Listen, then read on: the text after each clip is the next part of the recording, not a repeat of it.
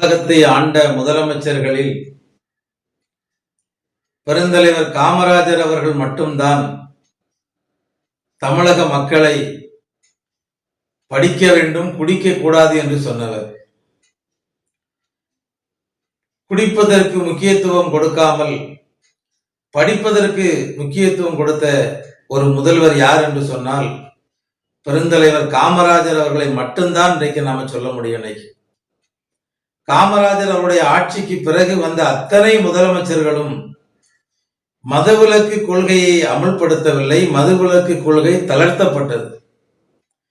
பெருந்தலைவர் காமராஜர் அவருடைய ஆட்சி காலத்தில் மட்டும்தான் மதுவிலக்கு கொள்கையை கடைபிடித்து தன் ஆட்சி காலம் முழுவதிலும் மதுவிலக்கு கொள்கையை கடைபிடித்து மக்களை குடிக்க விடாமல் படிக்க செய்தவர் பெருந்தலைவர் காமராஜர் அவர்கள்.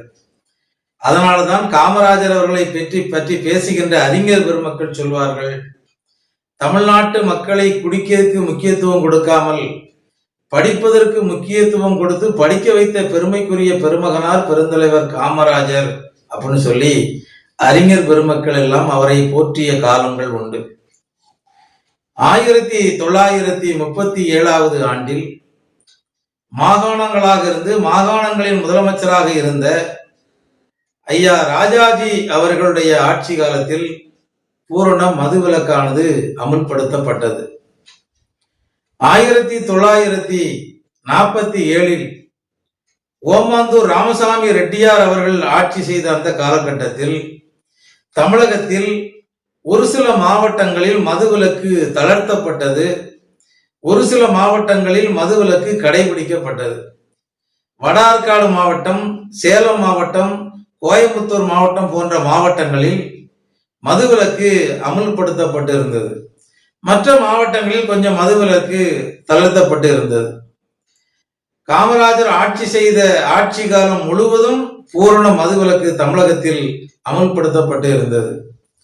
மாகாணங்களாக பிரிக்கப்பட்டு தமிழ்நாடு தனி மாநிலமாக பிரிக்கப்பட்ட பிறகு தமிழகத்தை ஆண்ட முதல் முதலமைச்சர் யார் என்று சொன்னால் பெருந்தலைவர் காமராஜர் அவர்கள்.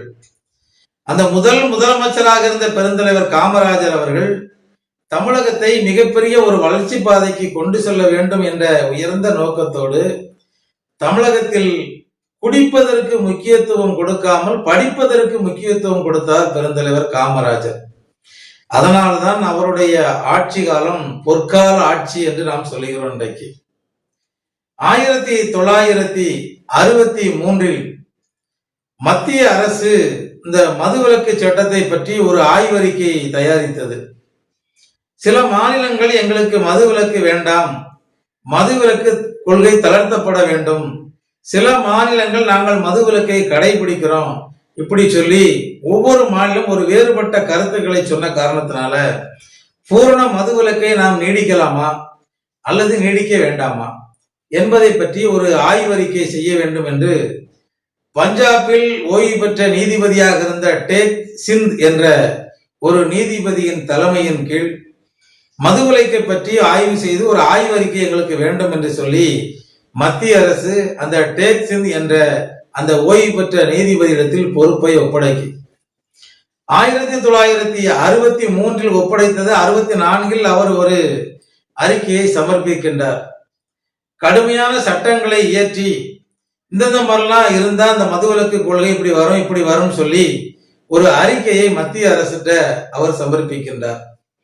மத்திய அரசு அந்த அறிக்கையை பெற்றுக்கொண்டு மத்திய அரசு சொல்லுது, எங்கெல்லாம் மதுவிலக்கு கொள்கை அமலில் இருக்கின்றதோ அப்படியே இருக்கட்டும், எங்கெல்லாம் மதுவிலக்கு கொள்கை அமுல்படுத்தப்படாமல் மதுவிலக்கு கொள்கை தளர்த்தப்பட்ட மாநிலங்களுக்கு மதுவிலக்கினால் உங்களுக்கு கிடைக்கக்கூடிய வருவாயில் பாதி வருமானத்தை நாங்க உங்களுக்கு மானியமா தந்துருதோம், நீங்களும் பூரண மதுவிலக்கை கொண்டு வாருங்கள் என்று சொல்லி மாநிலங்களுக்கு மத்திய அரசு உத்தரவு போடுது.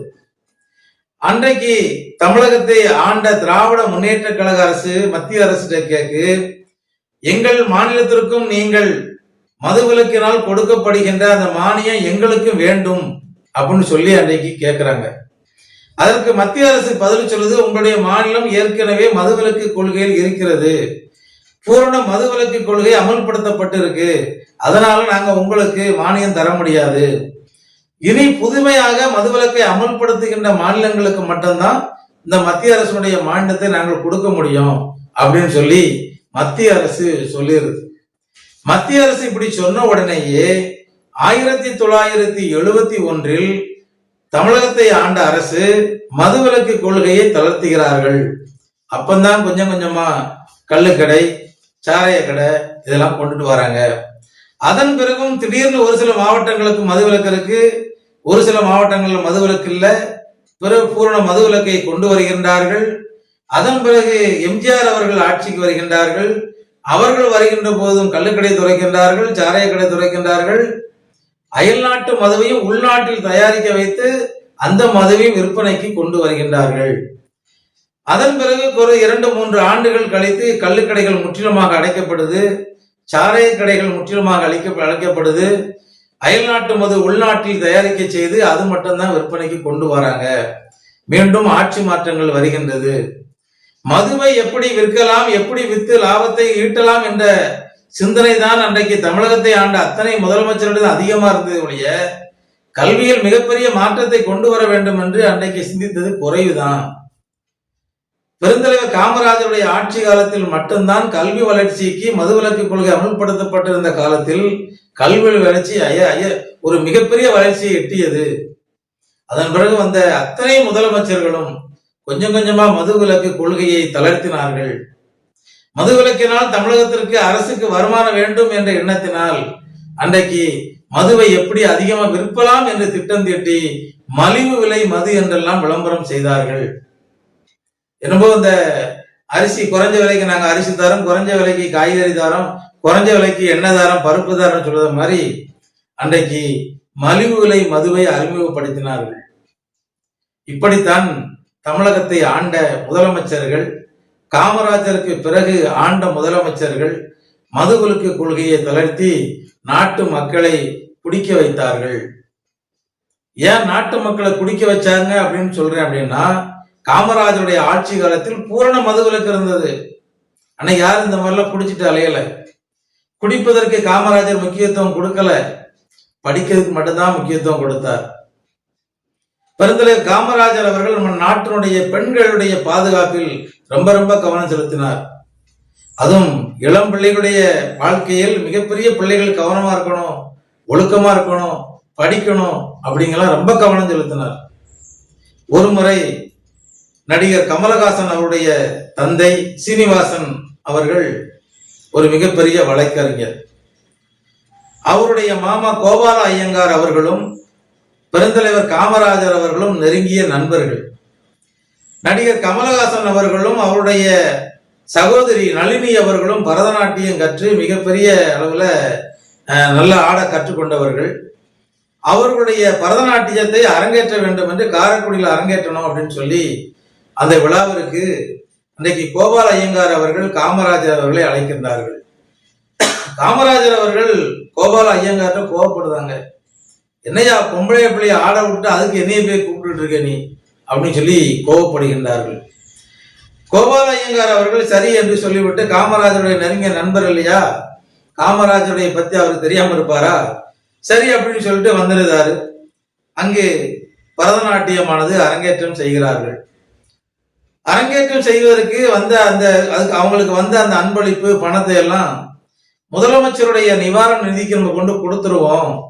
காமராஜர் இந்த அரங்கேற்ற விழாவுக்கு தான் வரமாட்டேன்ட்டாரு, நம்முடைய பிள்ளைகளை பேர பிள்ளைகளை கூட்டிட்டு போய் காமராஜர் கூட்டு விட்டுட்டு இந்தாங்க ஐயா இந்த பணத்தை நீங்க வச்சுக்கங்க முதலமைச்சர் நிதிக்குன்னு சொல்லி கொடுப்போம்னு சொல்லி அன்றைக்கு நடிகர் கமலஹாசனையும் அவருடைய சகோதரி ஆகிய நளினியையும் அழைத்து கொண்டு கோபால ஐயங்கார் அவர்கள் கூட்டு போறாங்க.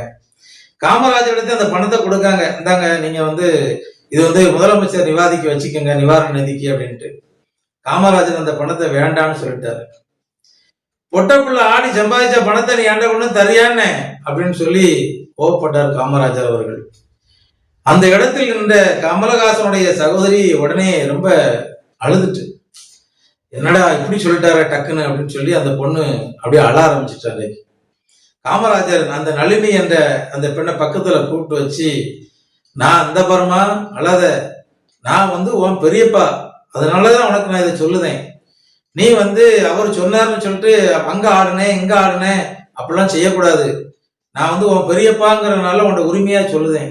நல்லா படிக்கணும், பேராசிரியரா வரணும், இல்லைன்னா ஒரு டாக்டரா வரணும், இல்ல ஒரு கலெக்டரா வரணும்.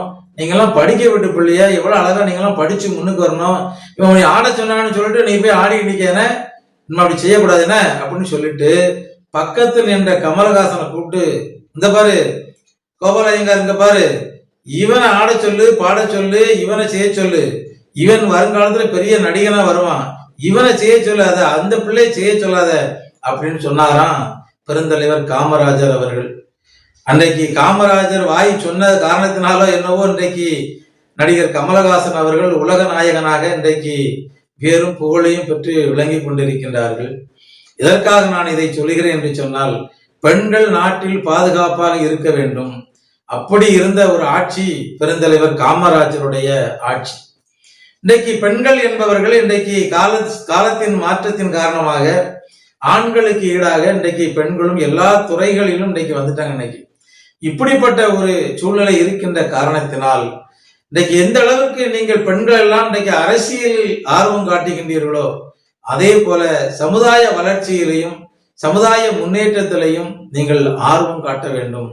குறிப்பாக நம்முடைய நாடார் சமுதாய பெண்கள், நீங்கள் பொது வாழ்க்கையிலும் பொது சிந்தனையிலும் தன்னை ஆண்களுக்கு ஈடாக நிகராக இணைத்துக் கொள்ள வேண்டும் என்று நீங்கள் எண்ணம் ஈடுபட்டு கொண்டிருக்கின்றீர்களோ, அதே போல தாம் பிறந்த சமுதாய வளர்ச்சியிலும் பெண்கள் அதிக அளவில் ஈடுபட வேண்டும் என்று கேட்டுக்கொள்கின்றேன். தமிழகத்தில் படிப்புக்கு முக்கியத்துவம் கொடுத்த ஒரு முதலமைச்சர் பெருந்தலைவர் காமராஜர் அவர்கள். குடிக்கிறதற்கு முக்கியத்துவம் கொடுக்காமல் படிப்பதற்கு முக்கியம் கொடுத்த தமிழகத்தில் ஒரே முதல்வர் பெருந்தலைவர் காமராஜர் மட்டுமே என்பதை சொல்லிக் கொள்கிறேன். நன்றி, வணக்கம்.